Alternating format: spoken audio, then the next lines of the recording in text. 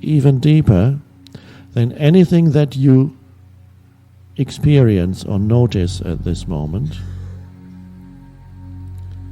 is the alert attention, the field of alert attention in which this seeing, this hearing, this sensing is happening.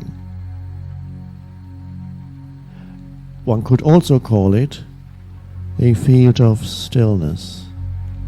There's a field, an alert stillness in which your sense perceptions happen.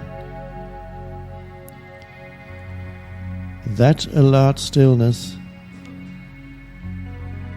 is always there. Otherwise, there would be nothing. For anything to be, there needs to be consciousness in which the experience or the thought or the perception happens. So that alert underlying field is consciousness itself. And it is a revolutionary thing for a human to become aware of that, but it is also very, very subtle. It is not something that you can grasp. The mind will try to make it into some new object, and the danger, of course, is there when we talk about it. We make it into an object of consciousness because we put it into words. We make a thought out of it, out of something that is far beyond thought. So the mind thinks there is something here to grasp and hang on to, or to achieve, or to hold. But there isn't. It is all pervasive, the only real power in the universe, and at the same time, it is so subtle that most humans miss it entirely. They don't know that dimension. They only know that which arises in consciousness. They know it, but they identify with it. They react to it. What arises in your field of consciousness are sense perceptions, experiences, thoughts, and emotions. Sense perceptions, experiences, things happen, situations, which is also really sense perceptions, thoughts, emotions. And so they are identified with the objects that arise in consciousness, completely identified.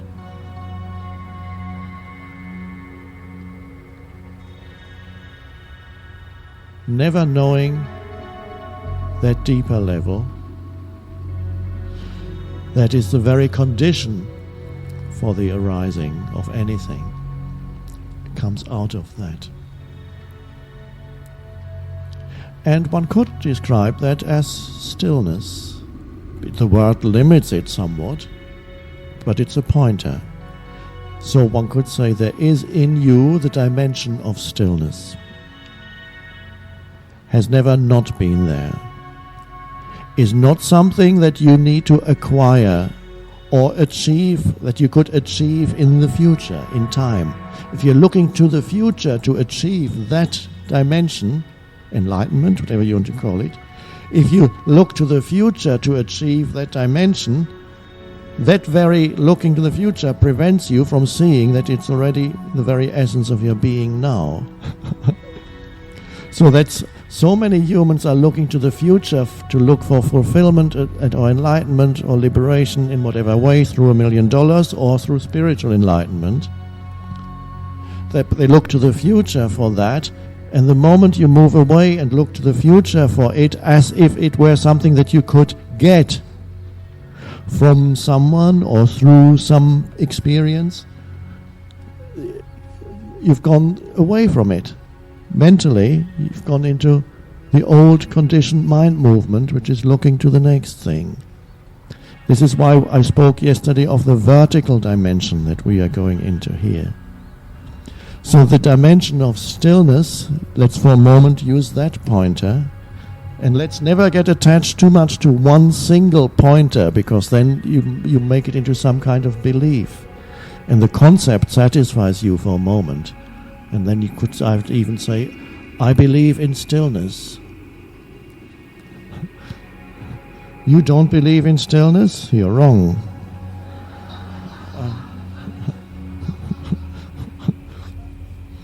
And then somebody else says, no, it's presence, it's not stillness.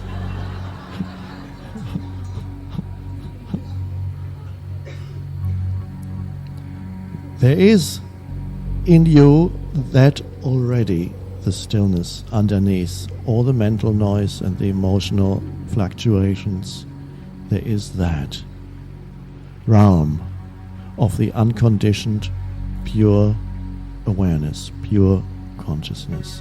And that is, on the one hand, you could call it is the non-personal dimension of you. It is where you transcend the personal sense of self.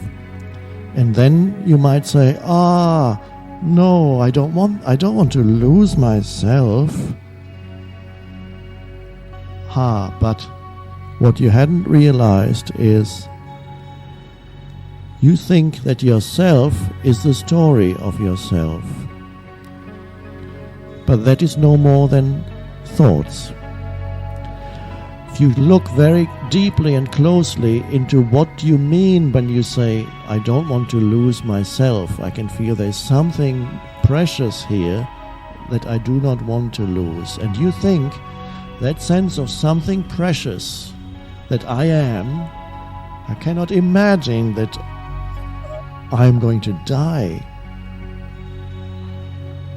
The world, me dead, and the world without me can't be.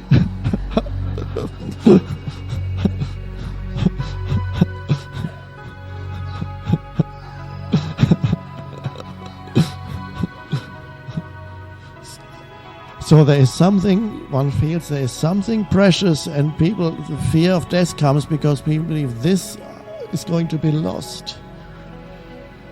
That sense of precious, if you look closely at what that really is, you see that it is something that has become mixed up with the story that you tell yourself about who you are. The name, the psychological form of me, all the things associated with that, the story of me,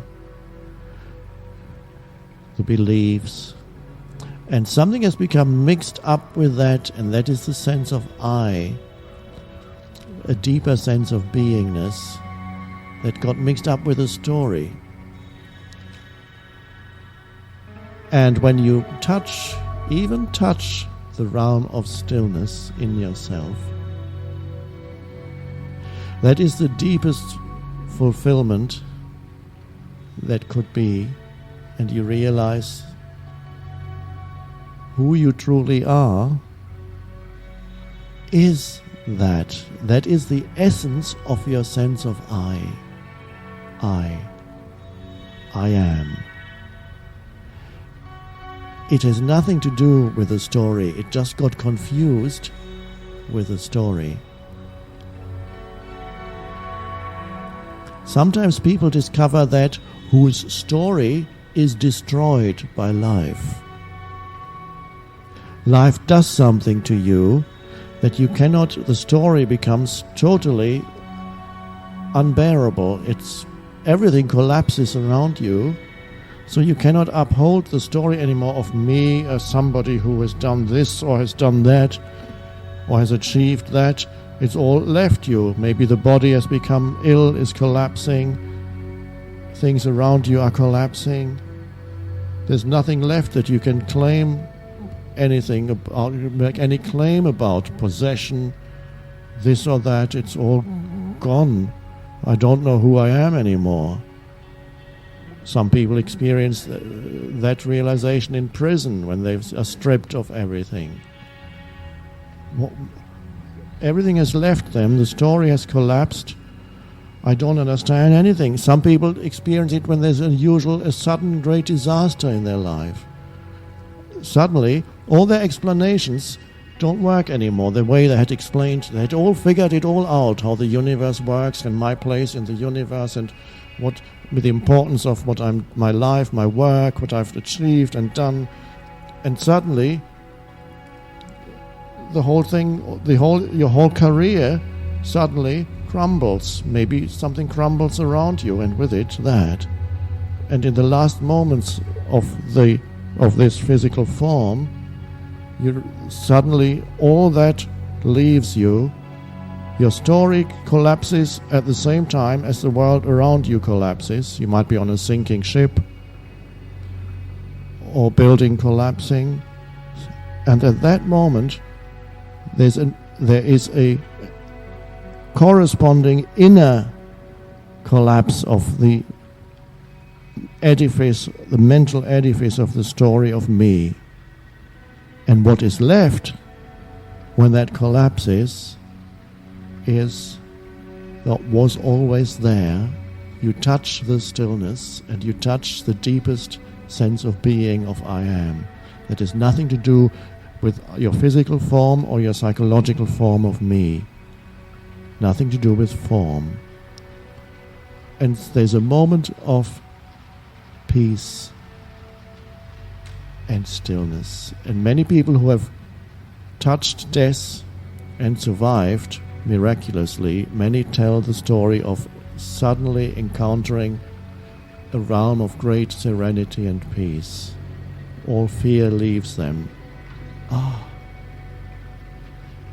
And then they come back, and many of them have never feared death again, because they've already faced death. And so death is when the structures crumble, not only around you, but the inner structures.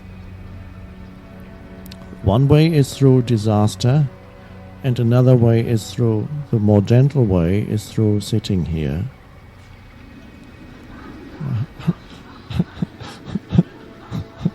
And you've chosen that one. Other people choose the disaster, and that works very well too. And even if there was only a moment before death comes and that is realized, that is the flowering. Your life has flowered. Consciousness has flowered through this form and realized itself through this form. For the first time, well, not the very first, but on this planet it's still a very rare phenomenon for this to happen. Consciousness, one could say, no, this is only a little, almost a parable, that consciousness itself is dreaming the dream of form and enjoying the dream. The entire universe is, look at the planet of the billions of life forms. Any form, whatever you could imagine, exists or has existed at some point as a life form. Look at the oceans, how many incredible life forms live in the oceans alone. Every form that and the wildest imagination could come up with, it'll be somewhere in the ocean. The most, wow, comes out of somebody's dream. Maybe they're on acid.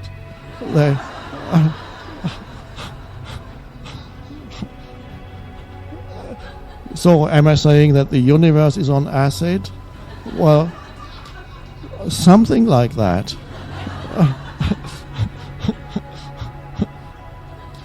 Because there is obviously some wild creation going on, some incredible dream of most gigantic proportions, and that's only in one ocean, on one planet. And then on land, the millions of insects, different forms of different plants, and then on the level that you cannot see, the microorganisms. It's just unbelievable. And that's only one tiny planet of trillions, the vastness of the universe. And everywhere there's the game of form. What a gigantic dream. But built into that dream, because what is in each human is a microcosmic version of the entire universe. So the awakening of humans is also the awakening of the universe, because you cannot separate the human from the entire universe. They need each other. They are totally one. there would not even be a universe without the perceiving consciousness. It's the one consciousness that comes through humans creates the universe as perceived by humans. Other forms perceive a different universe. It's all the same and yet it's different. The one consciousness dreaming innumerable dreams. Impossible to understand. But what we see when we look at humans, they are immersed in a kind of dream also. When you're totally identified with your reactions and you play out the drama of your life in relationships, at work, and oh, it's great, I made it. And a few months later, you go down, you lost it again. All the world's a stage. Shakespeare saw that, and all men and women are merely players. And this is the stuff that dreams are made on. So humans can wake up out of that dreamlike existence that they are otherwise immersed in, where there is no sense of who they are apart from the script that they act out, the inner script. Complete identification. And then there's the possibility of awakening, becoming aware of that which underlies the script, without which there would be no script, there would be nothing. There's a vast realm of still, aware presence from where you can see the dream world without being immersed in it. The body is still in it, but there is a seeing. You can see your own drama. You can see yourself playing out your own script. And gradually, the awakening is something arises that is not part of the play of form, but that can see the play of form. Your life becomes lighter, free, so you feel a relief on a personal level, suffering, less and less suffering, clarity arising, stillness arising, a sense of connectedness, of beingness, a deeper sense of I. But that is all a huge event of cosmic proportions. So the awakening is the awakening of the totality through this form. That is the purpose of your life, to be that. So you align yourself with the larger purpose. The secondary purpose is whatever you do in your life, and you can bring the opening into anything that you do, almost anything. If you can't, you leave it. Some things have to be left, and other things are fine. It happens wherever you are. So this is what we temporarily call stillness in you, becoming aware that that dimension is already there.